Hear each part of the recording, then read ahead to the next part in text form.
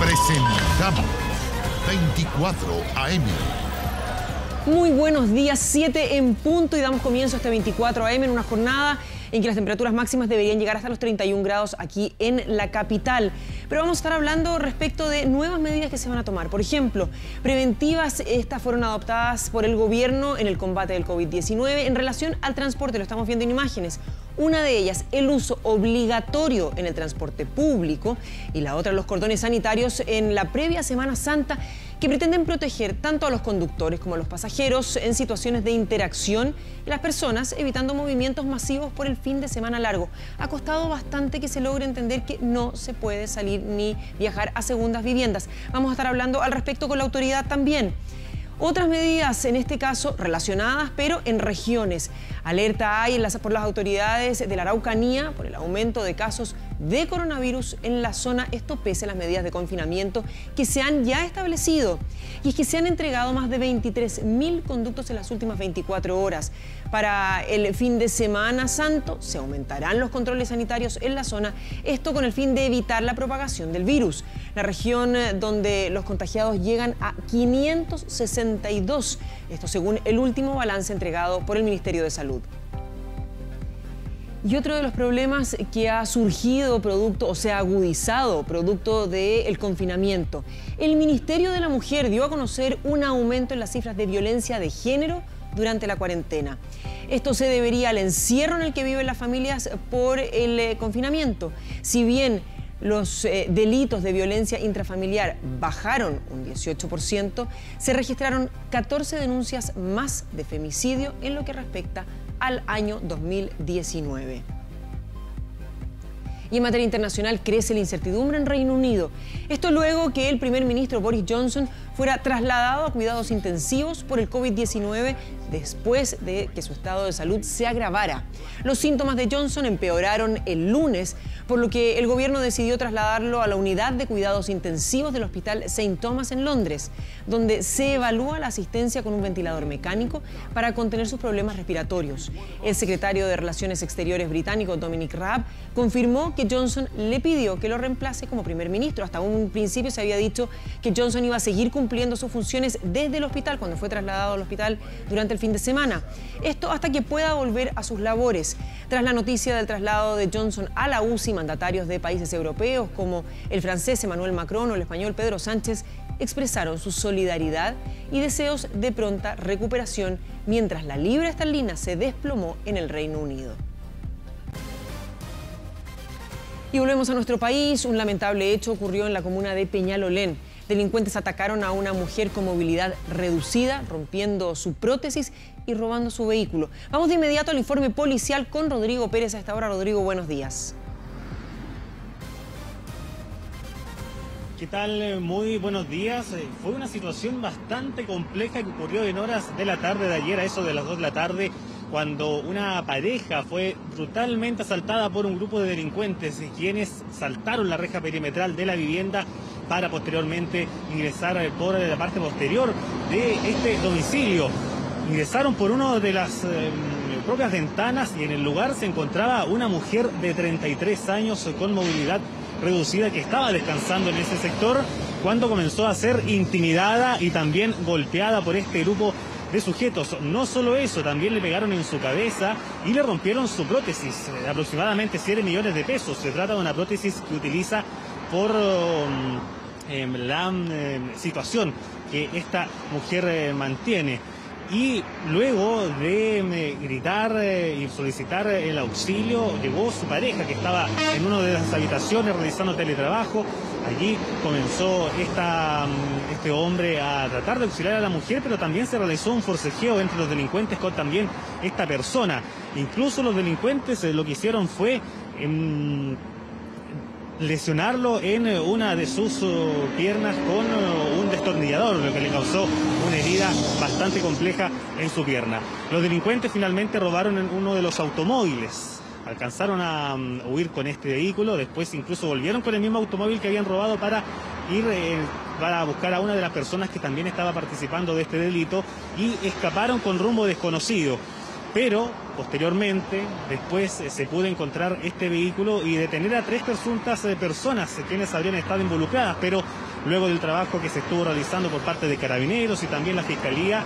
Estas 3 personas detenidas, mayores de edad, quedaron apercibidas, por lo que no se pudo comprobar con exactitud que hayan participado del robo, pero sí fueron detenidas en su momento por receptación, porque en el lugar donde se encontró este automóvil se encontraron también a estas personas. Todo esto quedó captado por las imágenes de las cámaras de seguridad, donde se puede ver y se puede captar el momento exacto en que estos individuos comenzaron a robar este automóvil. Incluso se puede observar cómo la pareja de esta mujer de 33 años realiza distintos esfuerzos con el fin de evitar el robo de este automóvil. Sin embargo, esto fue bastante complejo para aquellos, y es por eso entonces que se generó esta lamentable situación. Vamos a revisar las declaraciones de la hermana de la víctima, quien estuvo relatando parte de lo ocurrido ahí en la comuna de Peñalolén. Mi hermana, bueno, le patearon la prótesis en el piso, se la rompieron, le pegaron en el muñón a mi hermana. Él, obviamente, su pareja trató de defenderla, la golpearon a él también en la cabeza, y le enterraron como una especie de chuzo en la pierna. Mi cuñado y mi hermana están con lesiones graves. Me preocupa demasiado el nivel de violencia a las 2 de la tarde.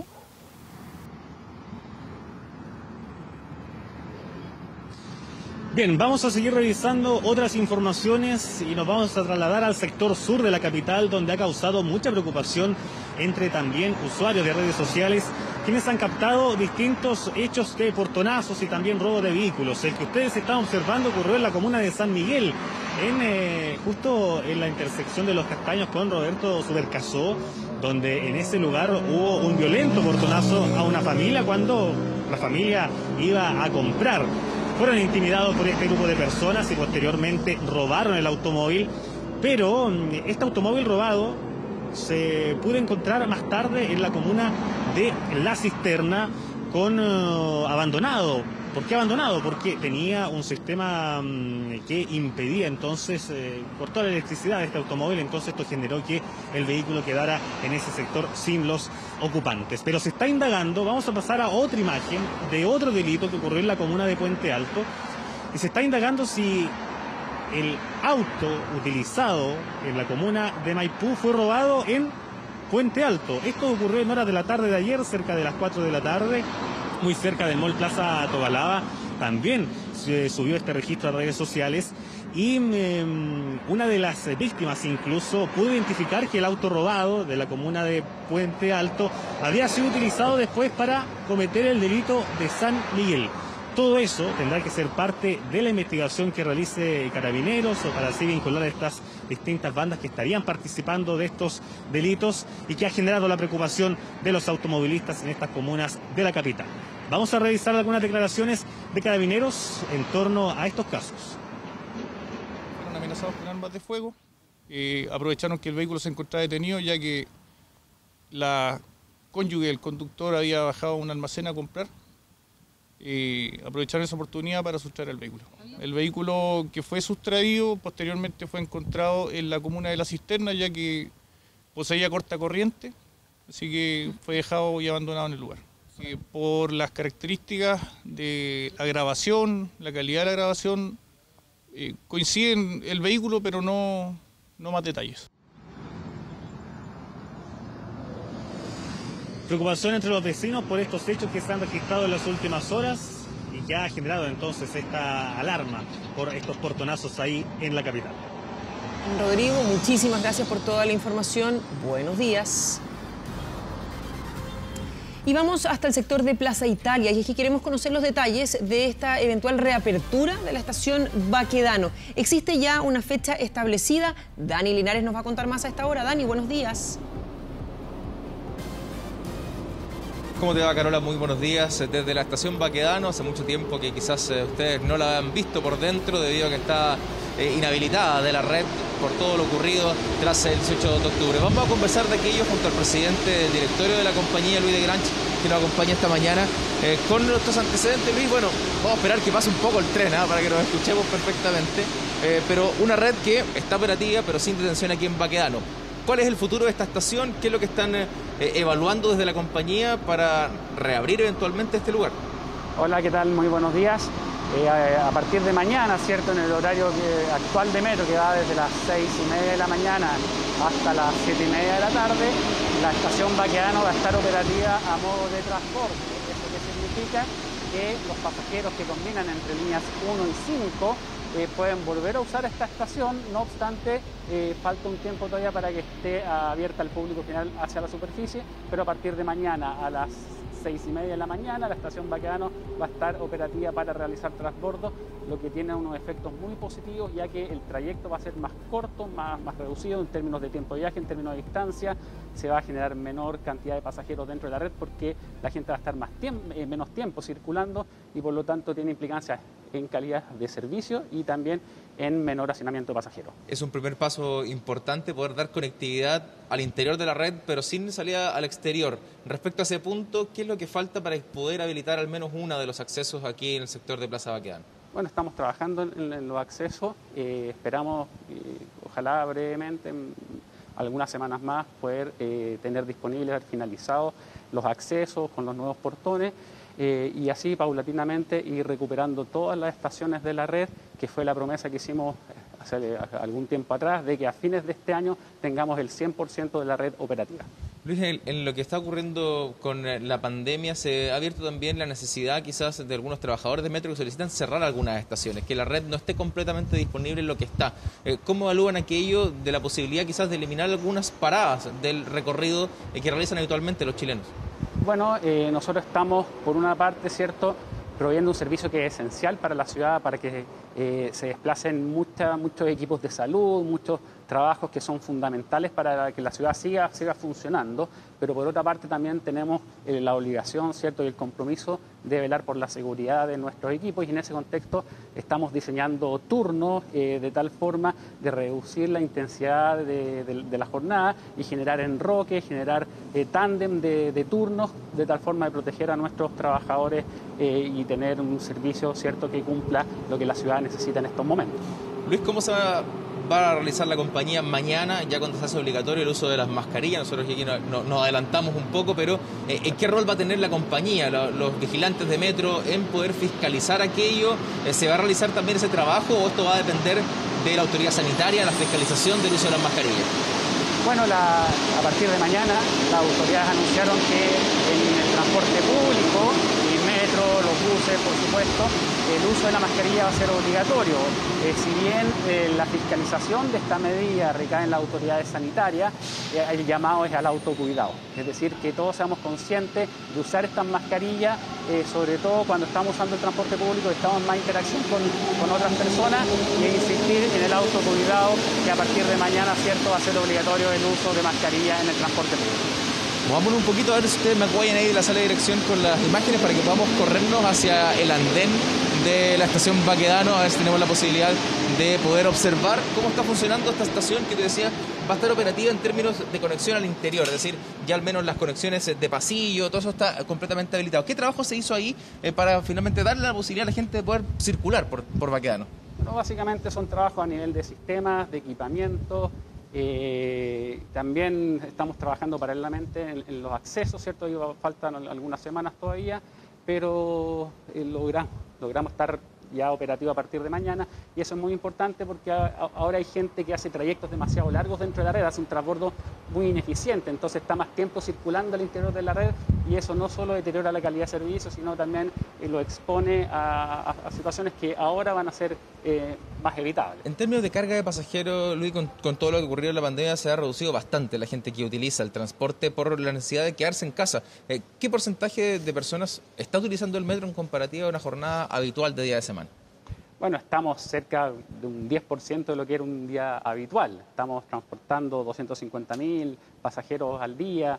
Esto básicamente es de que se decretó la cuarentena. Y bueno, el metro tiene que seguir funcionando, como decía hace un rato, le presta un servicio que es esencial a mucha gente, a los equipos de salud, a los equipos de abastecimiento, a los equipos de los servicios básicos, mucha de esta gente que requiere trabajar para que la ciudad siga funcionando. Bueno, el metro les presta el servicio de transporte a estas personas de tal forma que la ciudad pueda seguir funcionando al menos de manera básica. En términos de proyección, con la recuperación de estaciones que se vieron dañadas tras octubre, viene esta en conexión interna. ¿Qué otras se proveen en el futuro? Poder reabrir o también dar conectividad de la red. Bueno, en el mes de abril vamos a seguir trabajando para que dentro de mayo, quizás un poco a principios de junio, tengamos ya operativas las estaciones en Maipú, en Pudahuel. Esa es la meta que estamos teniendo, y a lo largo del segundo semestre tener habilitadas las estaciones que fueron más dañadas el año pasado, como las estaciones que están en Puente Alto, en La Florida, Elisa Correa, Trinidad, y de tal forma que podamos cumplir el compromiso de que a fines de este año, tengamos el 100% operativa la red. Muchas gracias por acompañarnos esta mañana. Nosotros vamos a movernos un poquito a ver si, Pedro, bajamos la escalera para poder evidenciar desde el andén la imagen desde este sector.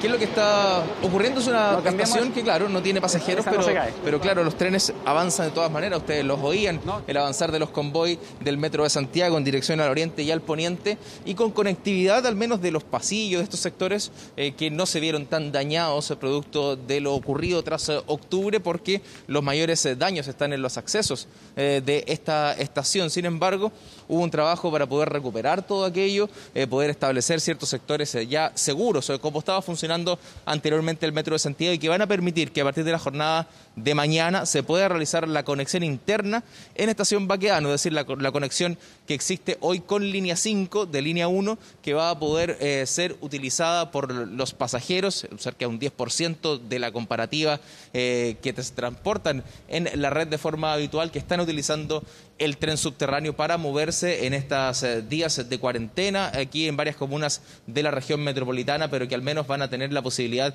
de hacer conexiones más eficientes, de no trasladarse quizás más de lo necesario para poder llegar a sus puestos de trabajo. Entendemos que esa es la gran necesidad de las personas en estos días, donde la recomendación es quedarse en casa, pero muchos deben seguir trabajando, y la conectividad del transporte público se hace muy necesaria, así que sin duda es un gran avance. Recordar que mañana ya es obligatorio por parte de la autoridad sanitaria el uso de mascarillas dentro del transporte público, ya sea público o privado.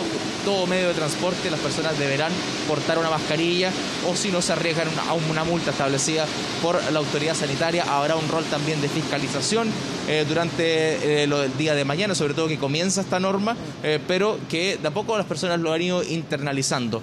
El uso de mascarillas en situaciones de aglomeraciones, que no reemplaza, lo hemos dicho, el lavado de manos y la distancia, pero hay sectores donde no se puede mantener esa distancia, como es el transporte público.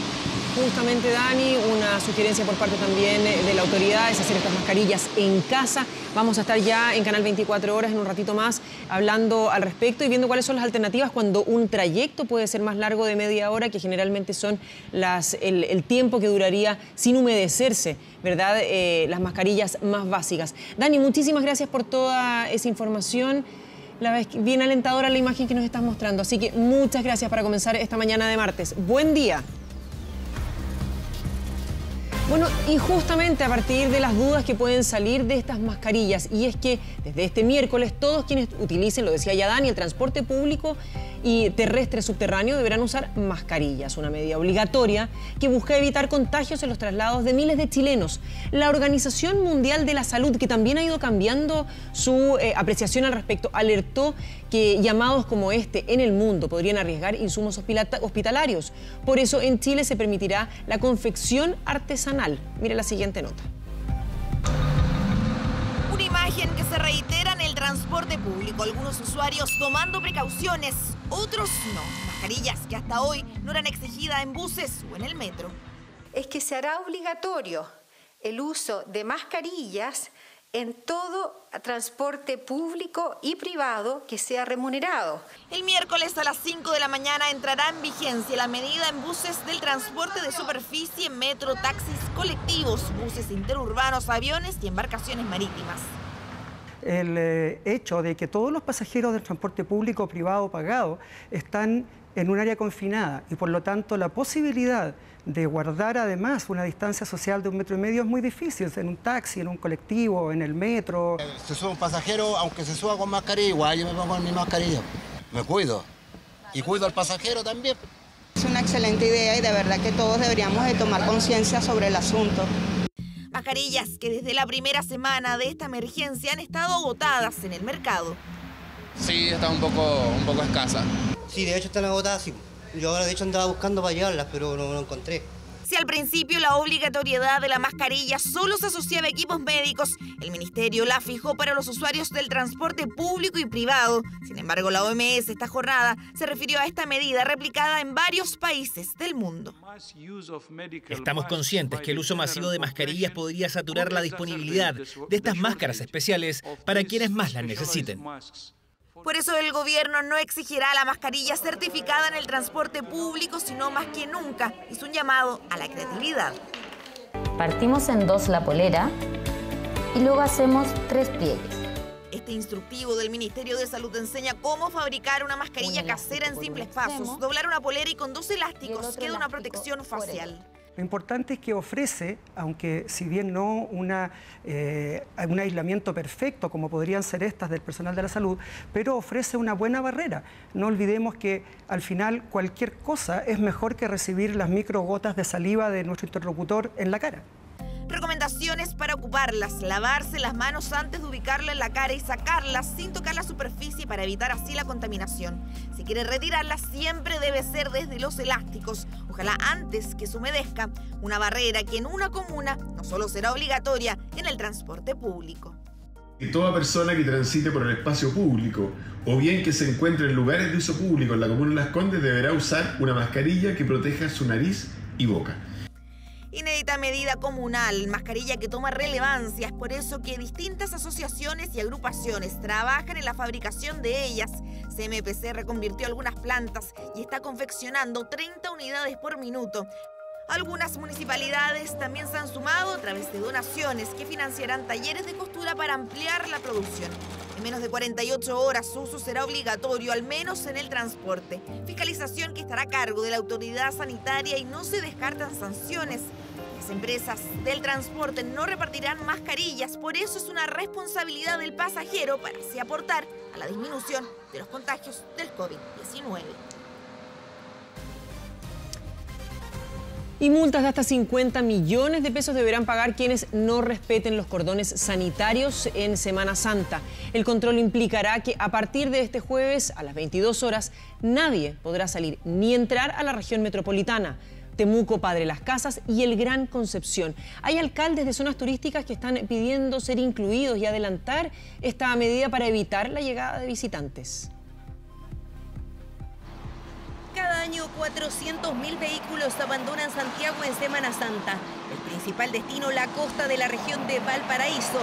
La idea es que esta vez todos los que tenían planes se queden en sus casas. Ese es el llamado del gobierno, de los alcaldes y también de los habitantes de los principales destinos turísticos que hoy temen ser contagiados. Lo que pasa es que no sacan nada de más convenir porque los locales acá en Viña del Mar están cerrados. Entonces, aunque vengan, no sé qué van a venir, si en el fondo no pueden pasear o hacer lo que usualmente ellos realizan. El gobierno anunció medidas restrictivas en las carreteras para evitar el movimiento de turistas a la costa y otros destinos. Llaman a respetar la cuarentena y abstenerse de cruzar los 3 cordones sanitarios que se instalarán a partir de este jueves a las 22 horas en la región metropolitana, Temuco, Padre Las Casas y el Gran Concepción. Solo se puede atravesar ese cordón si es que se lleva un salvoconducto equivalente a aquellos requeridos en toque de queda. Advirtieron que quienes quebranten o intenten salir del cordón sanitario arriesgan multas de hasta 50 millones de pesos y podrán enfrentar la ley de seguridad del Estado. En la región metropolitana se controlarán todas las vías de acceso sin excepción. Además, se van a detener absolutamente todos los vehículos. Va a haber control de temperatura de las personas que vayan en esos vehículos. Va a haber verificación de las cuarentenas de los casos confirmados y también de los posibles contagios. En Valparaíso piden derechamente cerrar el acceso en las carreteras y adelantar los controles para evitar que los automovilistas salgan en forma paulatina. Nos parece que es fundamental que no esperemos el Jueves Santo, sino que hoy día mismo decretemos el cierre sanitario de la quinta región. Nosotros comenzamos nuestros controles a partir de mañana a las 08 horas, porque no vamos a permitir que las personas hagan este desplazamiento para infringir la medida que ya está dispuesta. El mismo llamado a quedarse en casa hicieron en la región de Coquimbo. Es una responsabilidad súper grande venir en estos momentos a vacacionar, entre comillas, porque no estamos en tiempo de vacaciones. Pido encarecidamente, no vengan a La Serena, porque el riesgo que se corre es muy grande. En Pucón, su alcalde pidió a la Armada fiscalizar desde ahora y que se les obligue a todos los que están ocupando su segunda vivienda a abandonar la zona. Junto con el edil de Villarrica buscan crear una barrera sanitaria permanente en el límite de ambas comunas. Podría ser más conveniente aún una medida mucho más drástica, que sería cerrar Villarrica, cerrar Pucón, sobre todo para estas fiestas de Semana Santa. Los comerciantes están alineados y han dicho que prefieren perder las ganancias para proteger la salud de todos.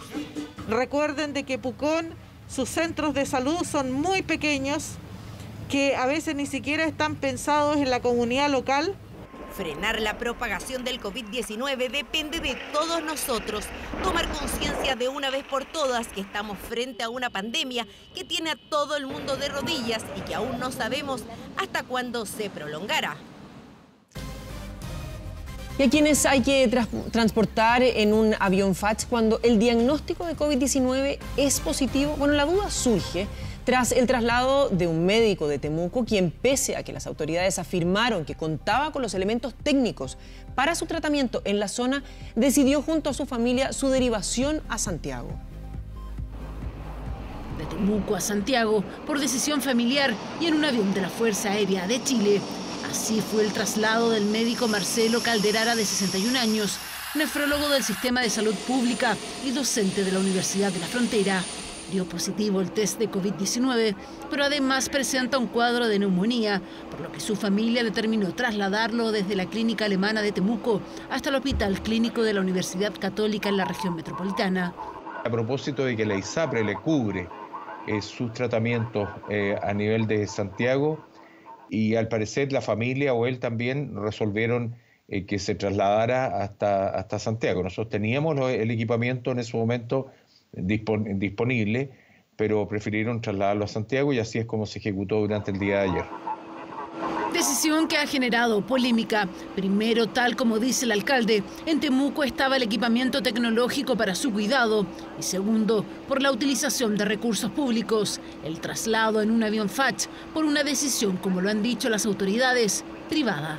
Entiendo que esto es una solicitud que nace del Ministerio de Salud, pasa al Ministerio de Defensa y nosotros la ejecutamos. Las razones específicas de por qué a Santiago y no a otro lado y por qué trasladar a este paciente, yo no las conozco. En conjunto con su familia, a pesar de que había 8 respiradores disponibles en la red pública, ellos tomaron una decisión de trasladarse a la ciudad de Santiago, pero es una decisión privada en la que nosotros ese traslado no se produjo porque no hubiera capacidad para atenderlo en Temuco. De Ministro, hecho, para dejarlo claro, no es que no existieran camas ni ventiladores para atenderlo allá. No. Entonces, ¿cuál es el criterio que las autoridades están aplicando para el traslado de un paciente? ¿Puede una persona solicitar que lo cambien de una región a otra porque tiene mejor cobertura de ISAPRE en una clínica? ¿Se le va a facilitar un avión para esta emergencia? La información que hemos recibido es que su equipo tratante determinó, debido a la complejización del estado de salud de este paciente, que es un paciente que pertenece a los grupos de mayor riesgo, el traslado hacia la ciudad de Santiago por la posibilidad de requerir ECMO. ¿Se van a seguir utilizando aviones de la FACH para estos casos, subsecretario? Eso obviamente está a disposición. La evacuación aeromédica del doctor Calderara se hizo bajo fuertes medidas de seguridad sanitaria, utilizando equipamiento que había sido adquirido en la época de un posible brote de ébola en nuestro país. ¿Qué protocolos se aplicarán en futuros traslados médicos? Una pregunta aún sin respuesta. Y polémica causó la decisión del Ministerio de Salud de levantar la cuarentena total en territorio insular de Rapa Nui y Puerto Williams en la comuna de Cabo de Hornos. Alcaldes y autoridades exigen que se mantenga esta medida para evitar la propagación del COVID-19. Hay 5 personas en cuarentena hace más de 2 semanas y no hay nuevos casos, entonces parece ser que esto está controlado acá. Por lo mismo, es totalmente absurdo que se abra la isla en este momento, en el peor momento de todos. El pueblo Rapa Nui se rebela contra eso están molestos e indignados frente a la medida que adoptó el gobierno. Levantar la cuarentena en Rapa Nui simplemente no les parece. Son los habitantes de Isla de Pascua que se sienten desconcertados, amenazan con bloquear vuelos comerciales y aseguran que mantendrán el tapu, su cuarentena autoimpuesta, hasta el 17 de abril. Nuestro desconcierto fue total ayer, luego de la información y el anuncio del ministro de Salud de que se levantaba la cuarentena en Rapa Nui. No nos parece como ciudadanos, como habitantes, Rapa Nui habitantes de la isla, de que nos hayan levantado tan apresuradamente. Tienen 5 casos confirmados por coronavirus, algunos aún en cuarentena, eso sumado a un hospital de baja complejidad. Y aunque la autoridad anunció un cordón sanitario, los habitantes no confían en la medida. Ayer tuve una reunión virtual con autoridades de la isla y se van a tomar todas las medidas sanitarias que sean necesarias para evitar la propagación. El brote que tenemos en la isla es un brote que está controlado. La comunidad entera se autosomete al concepto Rapa Nui de tapu. Tapu es obediencia total a las reglas establecidas para defendernos de la pandemia. Molestia que también se percibe en la isla Navarino, en la región de Magallanes. Puerto Williams es otra de las comunas donde este lunes se levanta la cuarentena. Cacerolazos en forma de protesta, autoridades anunciaron un cordón sanitario. Se diga con responsabilidad por qué se levantó. ¿Cuál es la determinación que el gobierno ha tenido en consideración para levantar esta cuarentena en Puerto Williams? Desde el día martes a las 05 horas de la madrugada, que es cuando termina el toque de queda, que comienza nuevamente hoy día a las 22 horas, se implementará para Puerto Williams un estricto cordón sanitario. Ya van 10 casos en esa ciudad, más de 200 en la región. Disgusto de la comunidad magallánica que se siente al otro lado del océano en Angaroa, donde isleños se mantendrán en su propia ley, más allá de lo que digan las autoridades del continente. 7:31, debemos hacer una brevísima pausa. Ya estamos de regreso con usted, por supuesto, y vamos a estar hablando sobre justamente estas medidas preventivas y de uso de mascarilla en medios de transporte. No se vaya. Vamos de inmediato hasta las calles. 7:36, Carabineros informa sobre fiscalizaciones que se van a intensificar durante el fin de semana. Proximidad de fin de Semana Santa, persigue que aquellas personas que tienen su lugar de residencia habitual, por ejemplo, en Santiago, no la abandonen para ir a una segunda residencia, como podría ser la costa o el litoral central, ¿ya? Esto está establecido en una resolución del Ministerio de Salud que ya fue publicada en el Diario Oficial con fecha 26 de marzo. Por lo tanto, ese es el objetivo de estos 10 puntos de control, que además están siendo reforzados por 16 puntos más de control en el sector de la quinta región, ¿ya? También apoyados con aeronaves institucionales y drones que nos van a servir también para el control. ¿Cómo va a operar este control? ¿Estas personas se les va a chequear? Si se confirma que van a un segundo domicilio, ¿se les va a devolver, detener, con infracción? Sí, estas personas cuando sean sorprendidas en el control, por ejemplo, que van a una segunda residencia, van a ser devueltas por personal de Carabineros hacia su lugar habitual de residencia. General, estamos en vivo para Televisión Nacional, entonces, para comprender. Todos estos controles ya comienzan de manera anticipada esta jornada, pero van a ser más intensos desde el jueves en adelante. ¿Y cómo se va a abordar todo aquello? No, desde ahora ya son intensos. Desde ahora ya están complementarios a los 10 puntos de controles de aduana sanitaria, tanto en la región metropolitana, en la quinta región y en varias regiones más, como por ejemplo la octava región, la 10ª región, que también empiezan a contar hoy día estos controles anticipados. ¿Cuáles son las multas a las que se arriesgan las personas que infrinjan? Lo que pasa es que va a depender de cada caso. En el caso, por ejemplo, de que una persona no respete esta resolución, va a ser devuelta por Carabineros a su lugar de residencia habitual y eventualmente podría verse afectado por el código sanitario. Se le podría abrir un sumario sanitario.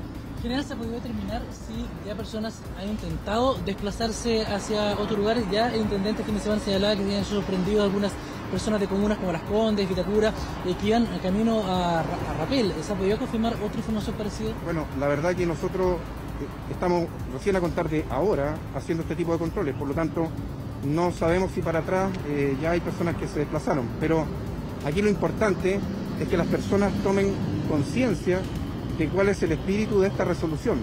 porque también podría ser de que la persona pueda ir a alguna casa que no sea su segunda residencia, que la haya arrendado, pero que claramente también está infringiendo la norma. Se necesitará un salvoconducto. ¿Cómo va a ser ese proceso para después obtenerlo? ¿Perdón? Se va a necesitar un salvoconducto en la eventualidad de hacer algún viaje. ¿Cómo va a ser ese proceso? Lo que pasa es que esta resolución exenta establece algunas excepciones. No hay un permiso temporal, por decirlo de alguna manera, como lo es en el caso de las comunas que están con cuarentena, ¿ya? Aquí se ve cada caso en especial. Por ejemplo, la resolución establece excepciones con mayores de 65, con personas que tienen enfermedades crónicas, con personas que tengan que desplazarse por motivos de trabajo. Eso va a tener que justificarse. General, estamos en vivo para Tele 13 AM. Si nos pudiera contar un poco de estos puntos, ¿cómo se va a intensificar la fiscalización? Sí. Bueno, como yo decía anteriormente, estos 10 puntos más de control en las carreteras principales pasan a complementar lo que son ya las aduanas sanitarias, en que está operando hoy día personal de Carabineros, Ejército y personal del Ministerio de Salud. Claramente este control está orientado a que aquellas personas que tienen un lugar de residencia habitual no lo dejen, porque esto claramente también no es un fin de semana santa como el año pasado, como años anteriores, en el que este fin de semana se determinaban como una mini vacación. ¿Este control también se va a mantener al regreso en caso de gente que intente nuevamente volver a Santiago, infringiendo como ya había sido la salida? Este control en primera instancia se va a mantener hasta el día domingo, hasta las 00 horas. Sin embargo... ¿Sigue siendo aleatorio o se va a controlar a todos los vehículos para evitar que la gente que, por ejemplo, tenga alguna medida por cuarentena no logre salir por lo menos por esta ruta? Bueno, esa es la idea de tener tantos controles, de tener 10 acá, 16 en la quinta región, de manera que prácticamente todos los vehículos sean fiscalizados. No le puedo decir que vamos a controlar el 100%, pero vamos a aproximarnos. Por eso es que aumentamos ostensiblemente la cantidad de puntos de control. ¿Qué pasa con las personas que tienen? Ahí está entonces las palabras del general Manuel Valdés, jefe de zona tránsito de carreteras y seguridad vial, entregando los detalles en cuanto a estas distintas fiscalizaciones que se van a estar concretando en este punto también de la capital. Nosotros estamos en la ruta 68 con Américo Vespucio y todo con el fin de evitar que se realicen viajes para esta Semana Santa. Y es por eso que ya se están realizando estos distintos controles de manera intensa, se están también concretando estas distintas fiscalizaciones de manera aleatoria a algunos conductores. De hecho, en este lugar ya se está realizando algunas fiscalizaciones donde entre los documentos que se les solicita es el carnet de identidad. ¿Para qué? Porque a través del sistema de la SIM card que mantiene Carabineros, ellos ingresan los datos de la persona y después pueden corroborar si mantiene alguna orden de cuarentena o bien es un caso positivo de COVID-19. En caso de ambas situaciones arroje como tal, estas personas no van a poder realizar obviamente el viaje y van a tener que ser entonces conducidas o en algunos casos detenidas. Y es por eso entonces que se están realizando todos estos distintos procedimientos. Nosotros estuvimos conversando con algunas personas, algunos conductores nos explicaron parte de estas fiscalizaciones, así que los invito también a revisar parte de esas apreciaciones que estuvimos recopilando hace algunos minutos atrás. Buenísimo, sí, buenísima. ¿Me encuentras un poco tú hacia dónde vas? Vamos aquí a mi trabajo, a Lampa. Pucha, que tenemos en conciencia porque esto es serio, así que no, va a hacer caso, ¿no? a lo que dicen las autoridades. No, está buena, estoy absolutamente de acuerdo con las medidas, pero no estábamos en conocimiento de esto. O sea, sabía yo que iban a tomar medidas para las salidas, pero no pensé que desde acá. Muy buena la fiscalización, está muy buena. ¿Piensa salir para este fin de semana o no? No, nada. No, para nada. ¿Qué la gente que piensa salir este fin de semana? Que se quede en la casa nomás. Que vaya bien.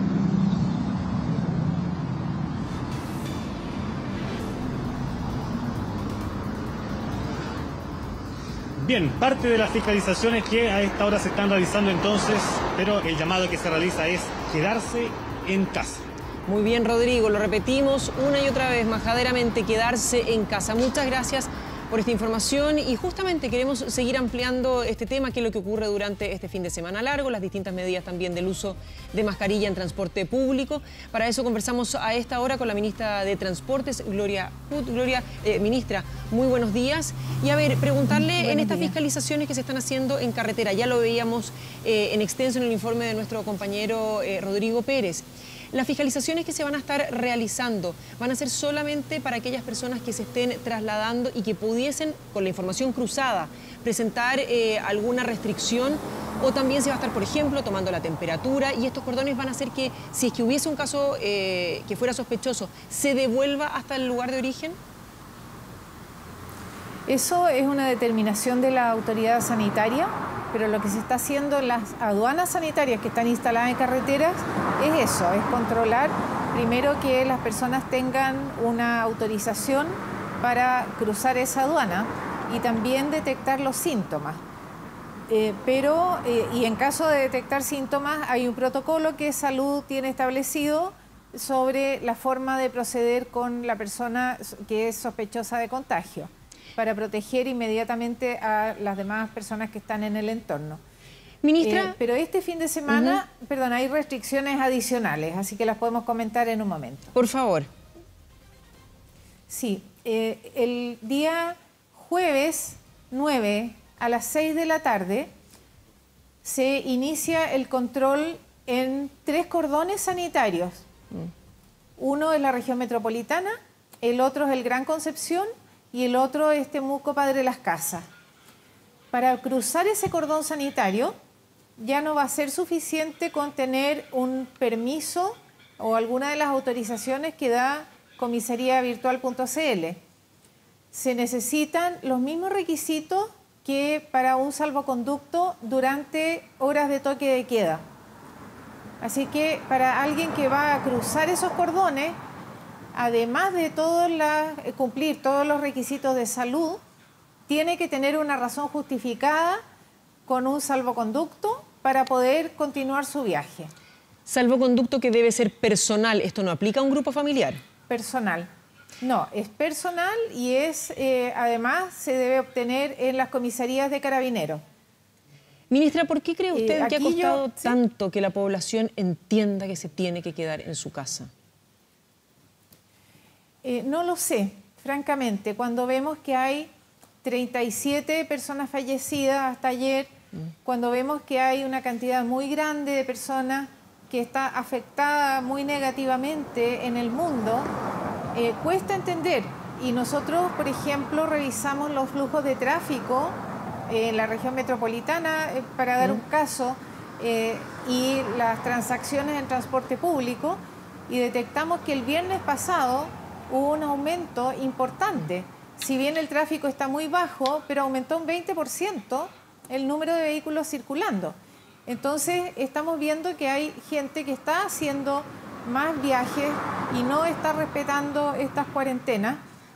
Afortunadamente los controles en carretera están siendo muy eficaces y muchos vehículos son devueltos a su lugar de origen. Pero lo que buscaríamos todos, y por el beneficio propio y de todos los demás, es que se respeten las normas. La autoridad sanitaria está manejando este problema muy seriamente, con mucha disciplina, dando las recomendaciones diarias sobre lo que tenemos que hacer. Nuestro único rol es cuidarnos y ser disciplinados y obedecer esas instrucciones. Ministra, hay aplicaciones, en este caso Facebook, que acaba de anunciar que tiene una opción de mapas en el cual, dicen ellos, de manera anónima, se toman los datos de las personas y se revisan cuáles son sus movimientos y conexiones personales. Algo así como lo que se hizo en Corea del Sur, que sabemos que tiene una muy buena respuesta respecto de la curva ascendente de cantidad de contagios. ¿Es algo que se podría implementar en nuestro país o por qué no se ha implementado? Eso es una decisión de la autoridad sanitaria, vuelvo a decir, que está encargada. Pero tiene que ver con el movimiento y el traslado, por eso le pregunto a usted. Sí, sí, hay software que han desarrollado distintas empresas, por ejemplo, Telefónica tiene uno que conocí la semana pasada, muy interesante a partir de los movimientos y de los desplazamientos de las personas y sus señales que van dejando en las antenas de los celulares. Esta es anónimo, o sea, no deja la trayectoria del individuo, pero sí de los grupos, con lo cual se puede controlar también si es que se cumplen o no las cuarentenas y cuáles son los desplazamientos de la gente, dónde hay que controlar más. Hay mucha utilidad en eso. Corea hizo otro sistema en que cada uno reporta sus datos de salud. Y en caso de empezar a acumularse antecedentes que hacen el caso sospechoso, rápidamente la autoridad sanitaria reacciona y aplica un protocolo a esa persona. Es algo que el gobierno digital está trabajando y no sé, yo desconozco hasta qué nivel de detalle, pero sin duda están usándose todas las herramientas disponibles para poder controlar esta situación y además, idealmente, anticipar para evitar los contagios. A ver, vamos a las herramientas que estamos usando ahora y esas son las sanciones, ministra. ¿Cuáles son estas para aquellas personas que no tengan el documento necesario para cruzar los cordones sanitarios y también el uso de mascarillas en transporte público y privado? Aquí hay que recordar que estamos en un estado de alerta sanitaria y la autoridad sanitaria entonces tiene una serie de facultades importantes, entre ellas aplicar estas sanciones y según el Código Sanitario van desde media unidad tributaria mensual hasta 1000 unidades tributarias mensuales. Entonces, un gran rango dependiendo del nivel de la sanción. Y, por ejemplo, si la persona es reincidente o si es alguien contagiado que no está respetando la cuarentena o alguien que está en cuarentena y no la respeta y después no la respeta de nuevo.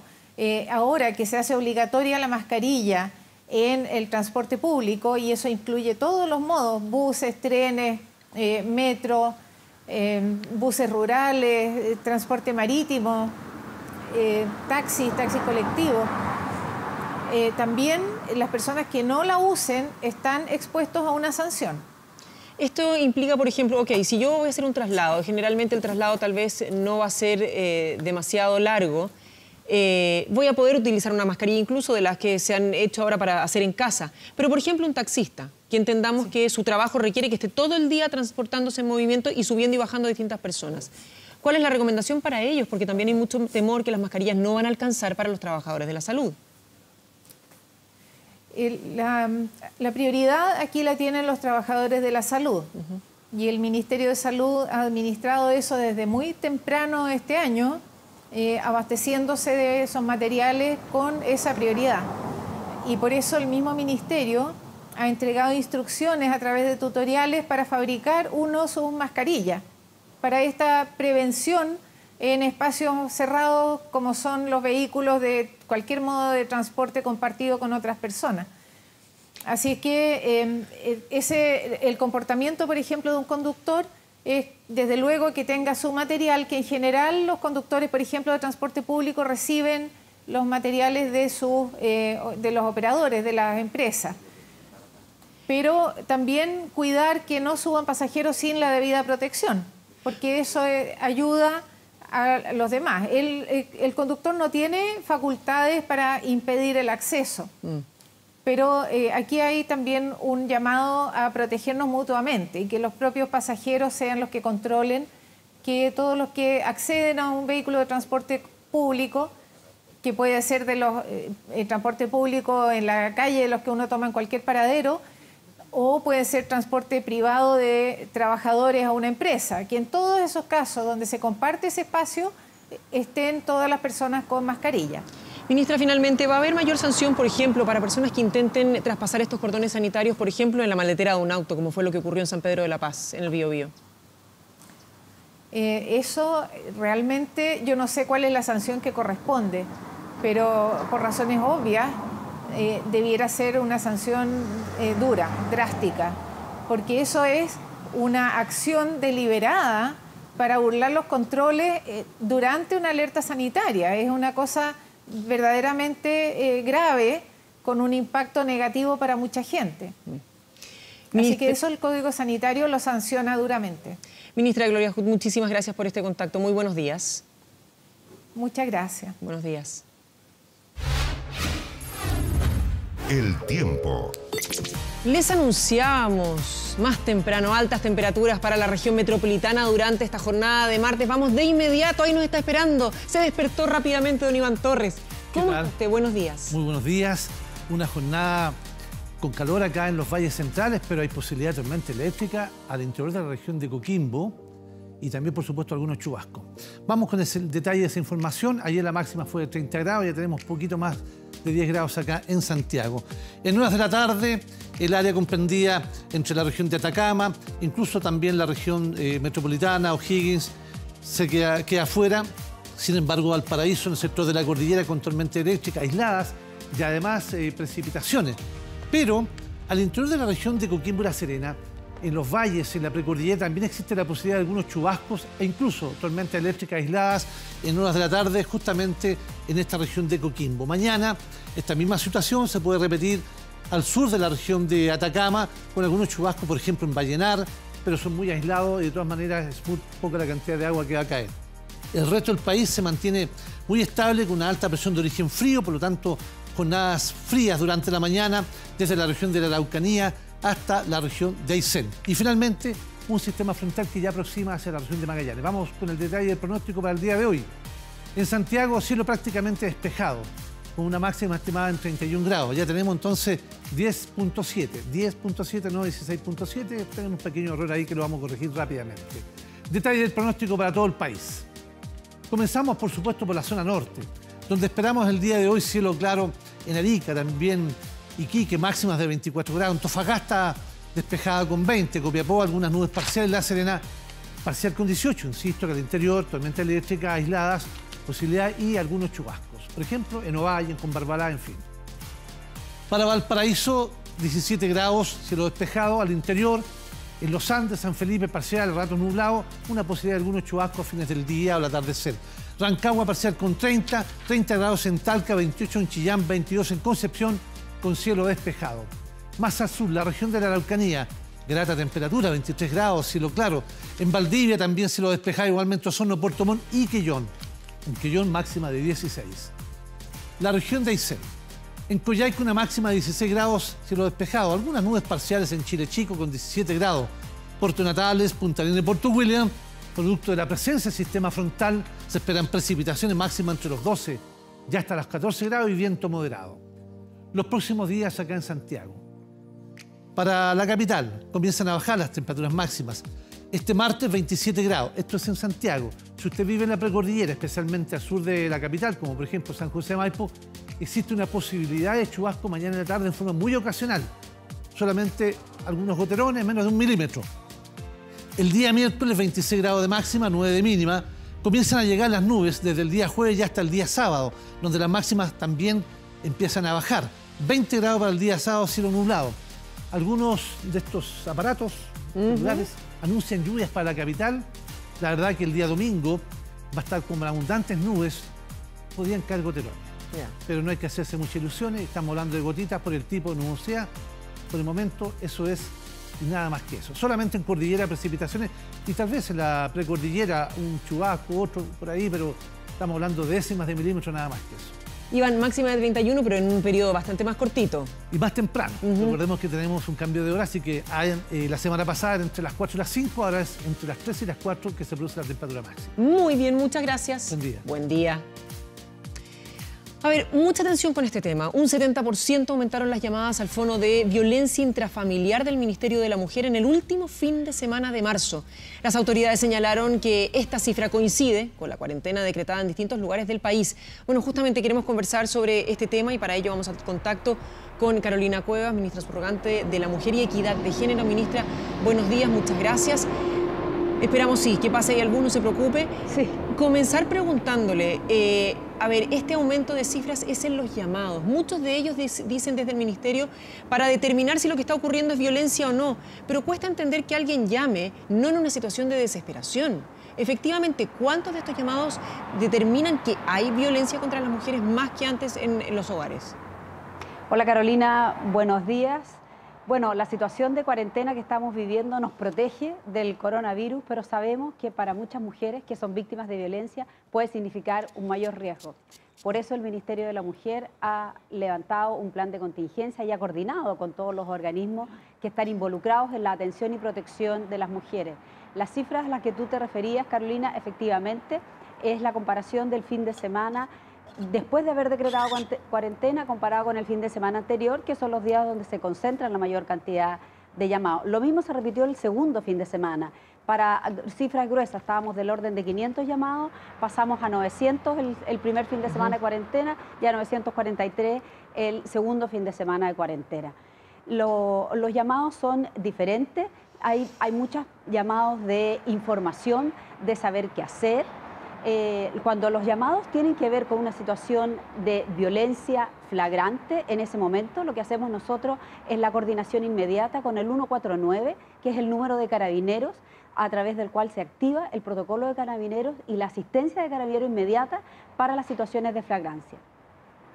Ahora, cuando se determina esto, ¿no hay posibilidad de implementar otro tipo? Porque incluso en evidencia internacional se habla de que al estar confinados en un espacio juntos con el agresor constantemente, resulta muy complejo que muchas mujeres logren hacer un llamado. Y muchas veces susurran lo que están tratando de decir por miedo a que venga la agresión de inmediato. Efectivamente, en estos periodos el gran desafío, Carolina, es mantener en primer lugar los servicios operativos, porque sabemos que estamos en un momento especial, y abrir todos los canales disponibles para que las mujeres puedan contactarse con nosotros o con los servicios necesarios. Por eso nosotros, el teléfono 1455, que es un teléfono de orientación, lo reforzamos con mayores operadoras y además lo estamos reforzando con modalidades de comunicación silenciosa por la situación que tú dices. En un momento que la mujer está con su agresor, probablemente en un espacio pequeño, con más gente, entonces tiene que tener una opción de comunicación en la que no necesite hablar. Y por eso estamos, y ya hemos avanzado bastante, en un WhatsApp, que requiere bastantes cosas operativas para tenerlo disponible, lo vamos a tener disponible la próxima semana. Y además estamos sumando también mensajería de texto, porque no todo el mundo cuenta con un smartphone o un teléfono inteligente que pueda operar WhatsApp. Además, los otros organismos también están poniendo a disposición mecanismos alternativos, como la Fiscalía, que ha puesto a disposición en su página web la posibilidad de hacer denuncias vía un correo electrónico a través de la página de Fiscalía. Ahora, a través de redes sociales, hoy día también es otro de los métodos que se utiliza mucho. Se están realizando campañas, en Argentina sabemos que hay varias, en Francia se ha tomado mucha acción también al respecto. Incluso hay una bien interesante de ir a una farmacia y que haya una contraseña que le indique al dependiente de la farmacia que se está siendo víctima de violencia intrafamiliar o de género, para que llame de inmediato ayuda. ¿Algo así se podría implementar en nuestro país también? Mira, Carolina, nosotros estamos evaluando todas las alternativas y alguna de ese tipo también, porque como te digo, tenemos que asegurarnos de tener todos los canales disponibles para todas las mujeres y para todos los lugares, porque un lugar rural, un lugar alejado, puede ser diferente la posibilidad de hacer el llamado, de concurrir a una comisaría o no. Nosotros hemos tenido mucho contacto con otros países. Tuvimos, de hecho, una videoconferencia con España. No nos pudimos contactar con la ministra de la Mujer, la ministra Montero, porque estaba afectada por coronavirus, pero sí con su jefa del área de violencia. Nos comentaba que la iniciativa de farmacia que dices tú no está operando en toda España, está operando solo en Canarias, pero a nosotros nos parece una opción interesante que estamos evaluando. Estuvimos conversando con Francia también.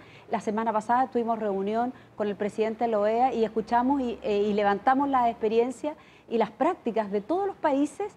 Y te puedo comentar, Carolina, que lo que estamos haciendo aquí en Chile va en línea con lo que están haciendo los otros países, particularmente de Latinoamérica y con algunos países europeos también. Así que nos parece que vamos en la línea correcta. Insisto, mientras más alternativas pongamos disponible para las mujeres, distintas opciones, mejor, y estamos evaluando seguir aumentando cada día más opciones. También estamos evaluando, Carolina, una APP para que las mujeres puedan tener bajadas en sus celulares y puedan apretar el botón en el caso que sea necesario. Ministra, y a ver, desde ONU Mujeres, por ejemplo, advierten que la frustración y la falta de distracción, en este caso apuntando netamente al agresor masculino en contra de la mujer, lleva a que la violencia sea mayor. Pero esto también se agudiza con el consumo de alcohol. ¿Hay iniciativas que se estén llevando a cabo para tratar de prevenir estas situaciones? Porque lo que hablamos es de reaccionar, pero prevenir, por ejemplo, con fondos de ayudas previo con tratar de ayudar en salud mental, me refiero, a la población para evitar que se llegue a este nivel de frustración y a los golpes. Bueno, efectivamente nosotros estamos haciendo campañas de difusión, llevamos las últimas 3 semanas haciendo campañas, estamos preparando una nueva campaña que vamos a salir en los próximos días, el fin de semana, a través de redes, a través de diferentes medios. Ayer tuvimos una reunión muy importante con el presidente de la CPC, Julio Sutil, y con los presidentes de las 6 ramas que conforman la CPC, porque las empresas y todas las organizaciones que de alguna manera intermedia nos ayudan a hacer esta campaña. Y a ello acordamos trabajar precisamente en 2 líneas. Una línea muy concreta para apoyarnos en la crisis, en prevenir. Ellos tienen cercanía con todas las mujeres trabajadoras, que son 3.800.000 mujeres. Nos pueden ayudar a colaborar con ellas y a tener también canales de contención y de apoyo a sus trabajadoras. Nosotros en esa misma línea estamos sumando a la línea 1455 en una alianza que hicimos con un grupo, con la Sociedad de Psicólogos de Chile, y nos van a apoyar también en prevención, también en contención psicológica y las campañas que podamos hacer. Y aquí también, Carolina, el rol de ustedes, de los medios, es muy importante para concientizar de que esto puede suceder. Hay mujeres que viven violencia y que a lo mejor aumenta el riesgo en estas circunstancias, pero hay mujeres que no viven violencia y que eventualmente podrían vivirla dadas las condiciones particulares de cuarentena, de toque de queda. Entonces tenemos que hacer un llamado, hemos estado en eso, y también valorar el trabajo que hacen las organizaciones de la sociedad civil, que trabajan también para apoyar a las mujeres y en particular a las mujeres que viven violencia, porque todo suma. En esto todos podemos aportar y todo suma en prevenir que podamos lamentar alguna situación de violencia. Claro que sí, ministra. Ministra Carolina Cuevas, también el llamado a los familiares y amigos a tratar de estar muy alerta de aquellas personas que saben que sufren violencia intrafamiliar. Muchísimas gracias, muy buenos días. Gracias, Carolina, buenos días. Internacional. Y vamos a esta hora, cuando son las 8:05, a revisar la información del mundo. Ignacio Martirene nos entrega los detalles. Ignacio, buenos días. ¿Qué tal, Caro? ¿Cómo estás? Muy buenos días. Buen día para todos. Vos lo adelantabas más temprano. Crece la preocupación y la incertidumbre en el Reino Unido luego que el primer ministro británico Boris Johnson fuera trasladado a cuidados intensivos este lunes a causa del coronavirus, después de que su estado de salud se agravara en las últimas horas. Los síntomas de Johnson empeoraron este lunes, por lo que el gobierno y el médico personal del Premier decidieran trasladarlo a la unidad de cuidados intensivos del Hospital St. Thomas en Londres, donde se evalúa la asistencia con un ventilador mecánico para contener los problemas respiratorios que se agudizaron en el primer ministro. Por ahora, según informa la prensa británica, no se habría hecho uso de asistencia mecánica respiratoria, pero sí se le está suministrando oxígeno.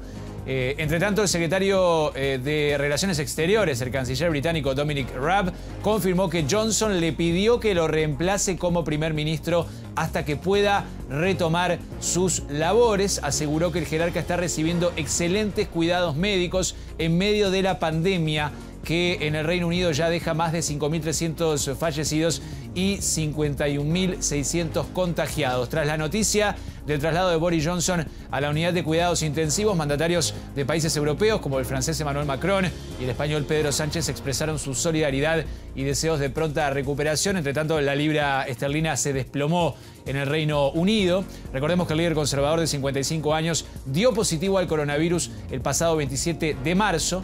Y desde entonces trabajaba en régimen de aislamiento en su residencia en Downing Street hasta el pasado domingo, cuando fue internado en el hospital londinense por presentar problemas respiratorios. Repasemos las declaraciones del canciller británico Dominic Raab, quien garantizó que se seguirá con la línea del gobierno de Boris Johnson en cuanto al combate al coronavirus en el Reino Unido. Lo escuchamos.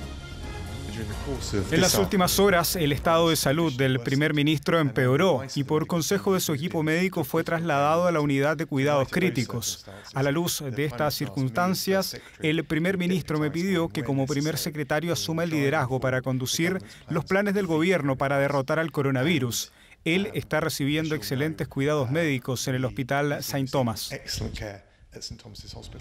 Tomamos contacto ahora en vivo con la periodista Silvia Carrasco, corresponsal de Televisión Nacional de Chile en Londres. ¿Qué tal, Silvia? ¿Cómo estás? ¿Cuáles son las novedades? ¿Y cómo se vive esta situación allí en el Reino Unido con la internación del primer ministro Boris Johnson? ¿Qué tal, Ignacio? La verdad es que hay mucha incertidumbre, pero afortunadamente, siendo la 1 de la tarde aquí en Londres, recién salió el primer parte oficial desde que el primer ministro fue internado allí en la unidad de cuidados intensivos. ¿Qué es lo que dice este parte oficial? Que el primer ministro no tiene neumonía. Se aclara eso, que era una de las dudas. Segundo, que todavía no se le pone en ventilador mecánico, pero sí que está con asistencia de oxígeno. Las otras decisiones que se han tomado esta mañana también son importantes para entender un poco la guerra de egos que se están produciendo en el gobierno. Por ejemplo, se aclaró que Dominic Raab, como reemplazante del primer ministro, no puede contratar ni despedir a nadie del gobierno. También se decidió que si Dominic Raab cae enfermo, que es una de las posibilidades, ya varios del gabinete han caído enfermos, quien lo reemplaza sería el Chancellor of Exchequer, que es como se llama el ministro de Hacienda, que se llama Rishi Sunak. Él sería el reemplazante de Dominic Raab. ¿Quién ha caído hoy? Aislado por lo menos, no sabemos que todavía está enfermo, pero sí sabemos porque familiares de él están con coronavirus. Es el jefe de gabinete del primer ministro Boris Johnson, que es Michael Gove, que es otra de las personas que también aspira a avanzar en la carrera política dentro del gobierno británico. Por lo tanto, hay muchos intereses involucrados y recordemos que el problema aquí es que no existe una clara normativa legal de cómo suceder al primer ministro. Por lo tanto, esa decisión que él tomó de que fuera Dominic Raab quien lo reemplace es una decisión que se está respetando en este minuto, pero dentro del gabinete es la única persona que no tiene escaño en el Parlamento. Por lo tanto, tiene de cierta manera menos legitimidad que el resto. Vamos a ver cómo se desenvuelve esto en los próximos días, pero por ahora mensajes por Twitter, que es la habitual forma de comunicación del primer ministro Boris Johnson, no hemos tenido desde el día de ayer. Sí, es verdad, Silvia. Bueno, él mismo decía que había sido hospitalizado por recomendación de su médico para unos estudios, que se encontraba de buen ánimo y en contacto con su equipo de trabajo. En su último mensaje de Twitter, el viernes pasado había también publicado un video en el que exhortaba a la gente a quedarse en sus casas y señalaba que seguía con fiebre. Pero recordemos que Boris Johnson al principio tomó medidas tardías y fue criticado por eso para combatir el coronavirus. No le dio, según se ha señalado en distintos medios, la trascendencia o la importancia a esta enfermedad que requería. Y ahora, bueno, él mismo cae desde la semana pasada, desde el 27 de marzo, con COVID-19. ¿Cuál es la sensación que se vive en las calles? Porque uno puede escuchar declaraciones de personas que manifiestan su preocupación, pero también me imagino que existe incertidumbre sobre lo que pueda pasar en los próximos días, ¿no?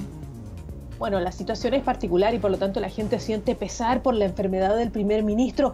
Es un primer ministro además tremendamente popular. Recordemos, las últimas elecciones arrasó, tiene una mayoría, la verdad, muy sólida dentro del Parlamento.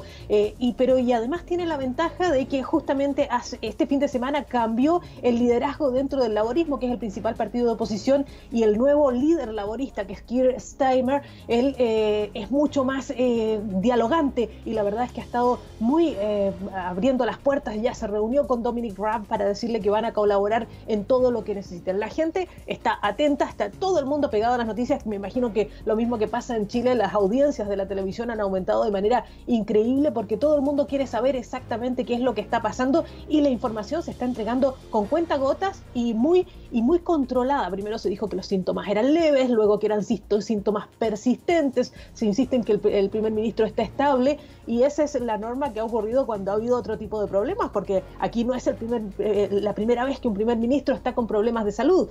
También lo estuvo Tony Blair, que tuvo 2 veces intervenciones cardíacas y siempre las minimizó para no provocar inquietud en el país, y antes lo hizo Winston Churchill o también lo hizo Anthony Eden. Por lo tanto, es una cosa habitual que se hace en el manejo del poder aquí en el Reino Unido. Silvia, muchísimas gracias por la información de primera mano sobre lo que está ocurriendo allí en el Reino Unido con esta internación del primer ministro Boris Johnson. Nos mantenemos en contacto, obviamente, porque es una situación que tiene al mundo preocupado, no solo la pandemia, sino lo que le está ocurriendo a este, que es el principal líder mundial que se ha contagiado con la enfermedad y que se encuentra ahora hospitalizado. Gracias por este contacto. Retomamos la información más adelante. Hasta luego. Hasta luego. Seguimos adelante nosotros aquí con otras noticias del panorama internacional que tienen que ver obviamente con el coronavirus. Las muertes y los nuevos casos de la enfermedad repuntaron en España, que registró 743 fallecidos en el último día. El número de contagios confirmados sumó otros 5.478 para totalizar en el país 140.510. Las nuevas cifras rompen la tendencia a la baja de la última semana en las muertes, que ya alcanzan las 13.798 en España, así como los nuevos casos de personas infectadas. El aumento en los contagios supone poco más del 4% diario tras encadenar 7 días consecutivos de incrementos cada vez más reducidos, según los datos divulgados este martes por el Ministerio de Sanidad. El gobierno español atribuye el ligero repunte de los datos del fin de semana por un cierto retraso en las notificaciones de cifras por parte de las autoridades regionales. Además, 7.069 pacientes se encuentran ingresados en unidades de cuidados intensivos, con un incremento también respecto al lunes. Esto es lo que tiene más preocupado al gobierno español por la saturación precisamente de los servicios sanitarios. Y Japón declaró el estado de emergencia sanitaria en el país por el avance del coronavirus. El primer ministro japonés Shinzo Abe declaró formalmente la alerta en varias regiones de su país, una medida que amplía de forma excepcional los poderes de las autoridades con el objetivo de contener la propagación del COVID-19. Abe anunció la activación de la emergencia durante una reunión mantenida en Tokio este martes con un grupo gubernamental especialmente designado para gestionar la crisis sanitaria y tras obtener el respaldo del Parlamento nipón. La alerta sanitaria comenzó a regir de inmediato en el área metropolitana de Tokio y en otras 7 prefecturas del país y se prolongará hasta el 6 de mayo, lo que permitirá a las autoridades imponer una serie de restricciones a ciudadanos y empresas para tratar de frenar los contagios. El primer ministro pidió a los ciudadanos que eviten salir de casa dentro de lo posible hasta que termine el estado de alerta. No hay una cuarentena obligatoria. La medida permitirá a los gobiernos locales ordenar además el cierre de colegios, establecimientos comerciales, espacios de ocio y centros deportivos y culturales. En Japón, los casos de contagio de coronavirus ya superan los 4.800, con 108 muertes, por lo que el gobierno recurrió a la emergencia por primera vez en la historia del país. Italia registró este lunes el menor número de contagiados desde mediados de marzo, una esperanza en medio del drama en este país, en que ya han muerto más de 16.500 personas. Con 3.600 infectados en las últimas 24 horas, las autoridades sanitarias italianas reportaron este lunes que se trata de las cifras más bajas desde el pasado 17 de marzo, luego de semanas de aumento de casos del COVID-19. Sin embargo, se ha alertado que el país continúa en la fase del pic de la enfermedad y que de hecho ha aumentado el número de muertos en el último día a 636 fallecidos tras haber disminuido por 2 jornadas consecutivas, aunque también descendieron los pacientes que están hospitalizados en cuidados intensivos y ya son más de 22.000 las personas que han superado la enfermedad. El gobierno italiano espera que para el próximo 13 de abril se ingrese a la fase 2, en la que se pueda hablar de un descenso real en el nivel de infección que ha golpeado brutalmente al país en el último mes. Veremos qué pasa cuando se divulguen las últimas cifras de esta pasada jornada. Eso ocurrirá sobre el mediodía de nuestro país, si se mantiene esta tendencia a la baja, este aplanamiento de la curva, o si lamentablemente habría un repunte en los casos, como está ocurriendo también en España. En Nueva York, en tanto, epicentro de la pandemia en Estados Unidos, aumentó el número de fallecidos a 4.758, mientras que los contagiados superan los 130.000. En las últimas 24 horas, estos datos del lunes, murieron 599 personas en el estado de Nueva York, según informó el gobernador Andrew Cuomo. La cifra es ligeramente más alta que la del domingo, mientras que la cantidad de infectados aumentó en casi 9.000 personas. En esta situación, el sistema sanitario del estado funciona a su máxima capacidad, según indicaron las autoridades. Las medidas de distanciamiento social fueron prolongadas por el gobernador hasta el próximo 29 de abril ante el agravamiento de la situación. Por su parte, el alcalde Bill de Blasio confirmó que pronto se realizarán entierros temporales utilizando un parque de la ciudad de Nueva York para sepulturas, en el que se excavarán zanjas para ataúdes de forma digna y ordenada y de manera temporal. Esto ante el creciente número de fallecidos que ha generado problemas de capacidad en las morgues. En Estados Unidos, en tanto, se superaron ya las 10.000 muertes por coronavirus según los últimos datos de la Universidad Johns Hopkins. Y en China se informó que no se registró ninguna muerte producto de la pandemia del coronavirus este lunes. En el último día, la Comisión Nacional de Salud China anunció que por primera vez desde el inicio de la pandemia en este país no se informó de nuevas muertes a causa del COVID-19. Además, las autoridades de salud de la provincia de Hubei, región donde surgió el brote de coronavirus, aseguraron que no diagnosticaron ningún caso nuevo de contagio durante el último día. China fue el primer país en afrontar el impacto de la enfermedad y, según su gobierno, también el primero en contener y frenar la propagación de la pandemia de coronavirus. Las últimas cifras indican que el gigante asiático registra 82.000 casos de la enfermedad y más de 3.300 personas fallecidas.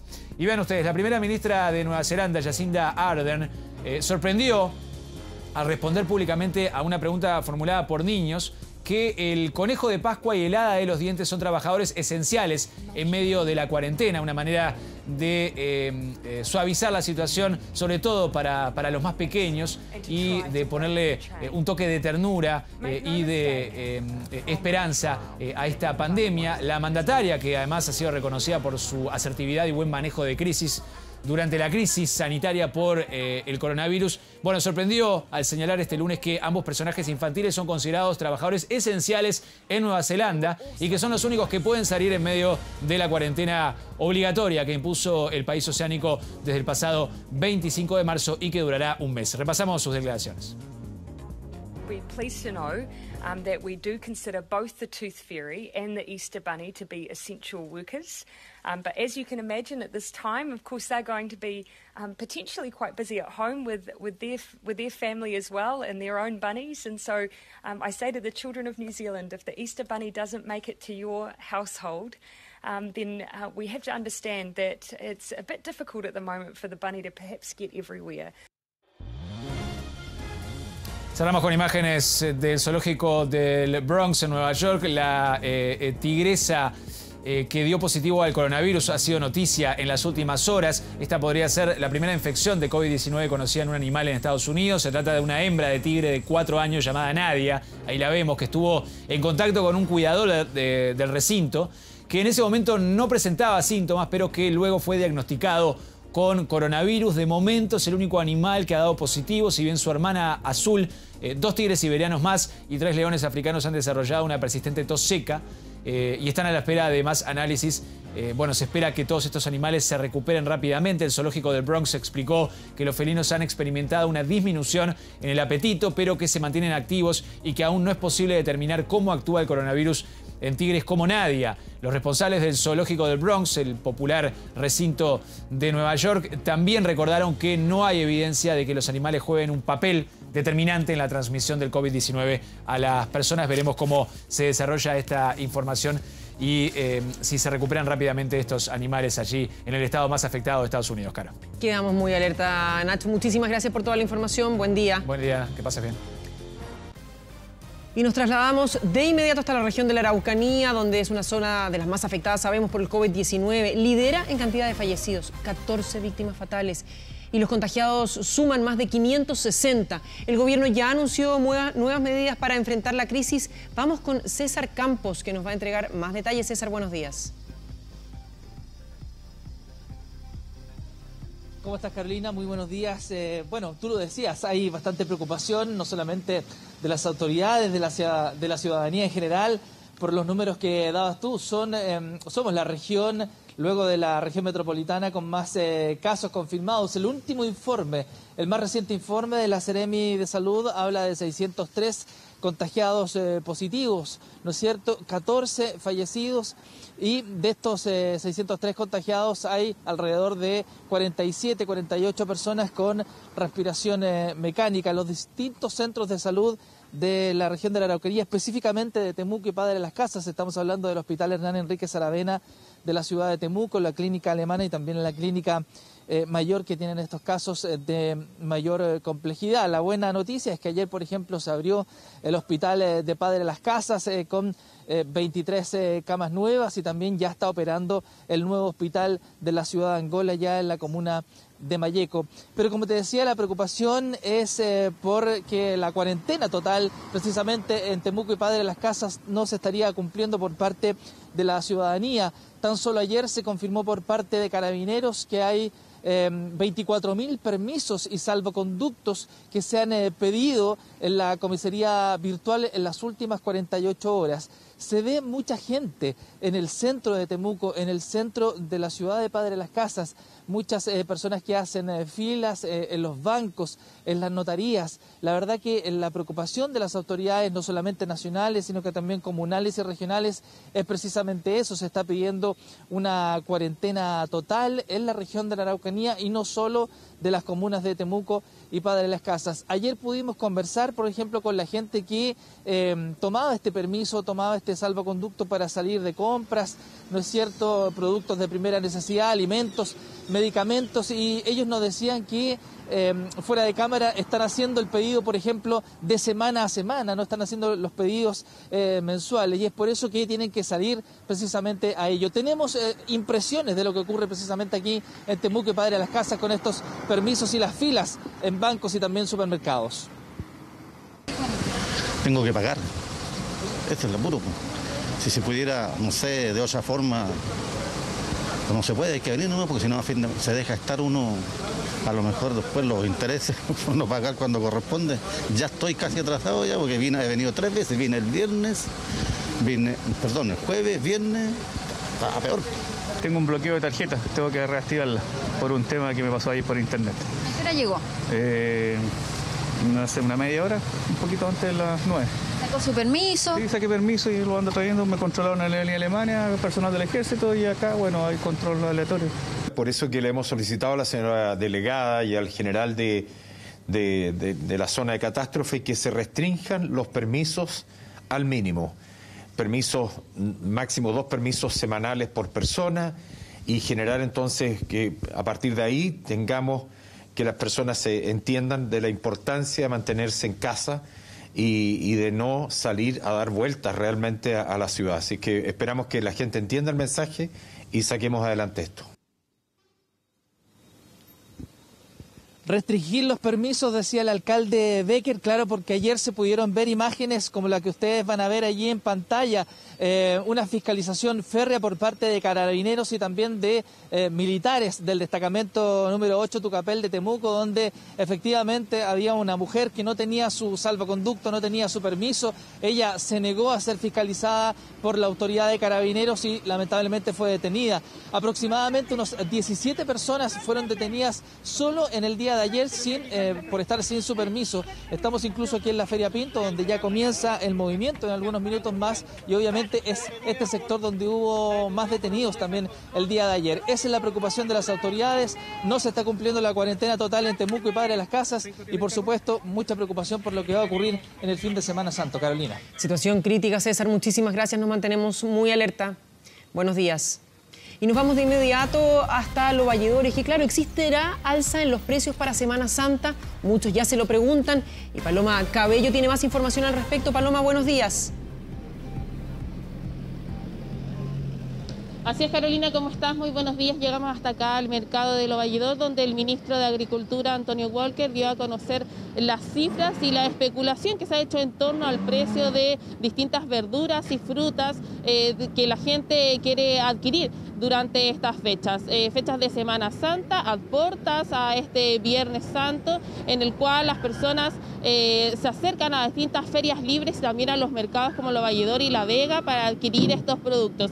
El ministro de Agricultura nos comentaba que hay un llamado a la no especulación y a no adquirir estos productos en grandes cantidades, sino solamente lo necesario. Hay abastecimiento asegurado y por lo menos en los precios de productos como coliflor o la brócoli o también las papas se deben netamente a una plaga que hubo de chinche y también producto de la sequía, que se puede ver un alza en los precios. En los limones, por ejemplo, esta alza, los precios se mantienen entre 1.350 y 1.500 pesos, es netamente producto de Semana Santa y el alto compra que hay de este producto en el mercado. Pasemos a revisar inmediatamente lo que nos dijo el ministro de Agricultura, Antonio Walker, y el presidente del directorio del mercado de Los Valledores, Víctor Cornejo. El Ministerio de Agricultura está apoyando con mucha fuerza a la agricultura familiar campesina. Estamos inyectándole liquidez, estamos inyectándole buenos créditos a los pequeños agricultores que son los que abastecen estos grandes mercados. Por eso es que INDAP, a través de su programa de renegociación de deuda, todas las deudas de INDAP que vencen antes del 31 de mayo se van a prorrogar por 3 meses. Y también estamos refinanciando todas las deudas de INDAP para inyectar liquidez al pequeño agricultor, que son los que abastecen estos grandes mercados. Quiero dar una señal de tranquilidad. Hemos visto y hemos recorrido Los Valledor y estamos muy bien abastecidos. Nos han criticado mucho los horarios, ya que por qué sacamos un turno, porque en realidad sacamos un turno y ese turno se sacó debido a nuestros empleados, tanto como nuestros empleados como los empleados directamente acá de todos los negocios.